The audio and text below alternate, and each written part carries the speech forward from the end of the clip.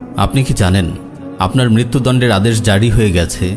যে কোনো মুহূর্তে আপনার উপর নেমে আসতে পারে মৃত্যুর ভয়াবহ বিভীষিকা।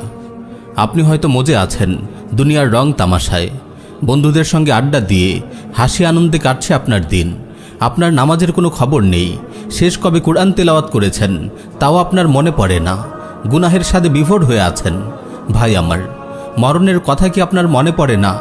একজন মৃত্যুদণ্ডপ্রাপ্ত আসামিকে আপনি হাসতে দেখেছেন? ফাঁসির কাস্টে ঝোলানোর আগেই কি সে আধমরা হয়ে যায় না? মৃত্যুর ভয় কি তাকে কুরে কুরে খায় না? সে কি খাবার দাবারে স্বাদ পায়?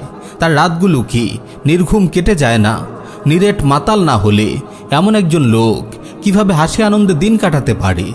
আমরা কি তাহলে দুনিয়ার রূপরস গন্ধে মাতাল হয়ে গেছি? একজন মৃত্যুদণ্ডপ্রাপ্ত আসামির তো অন্তত এতটুকু জানা থাকে তার মৃত্যু কোন দিন কোন সময়ে হবে।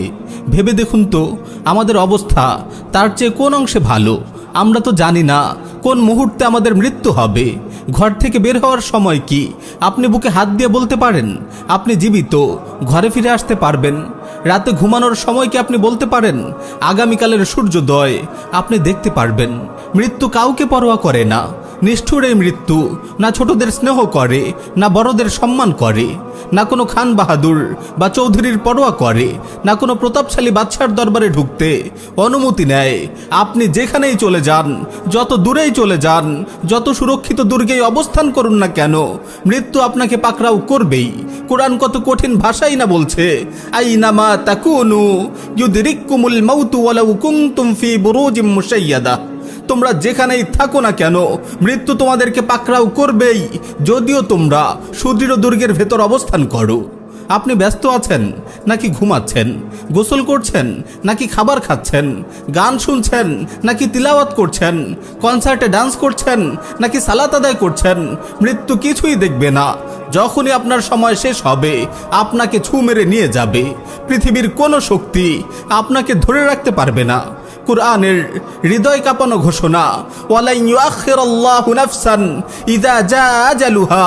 কিন্তু কারো নির্ধারিত সময় যখন এসে যাবে তখন আল্লাহ তাআলা তাকে মোটেও অবকাশ দেবেন না।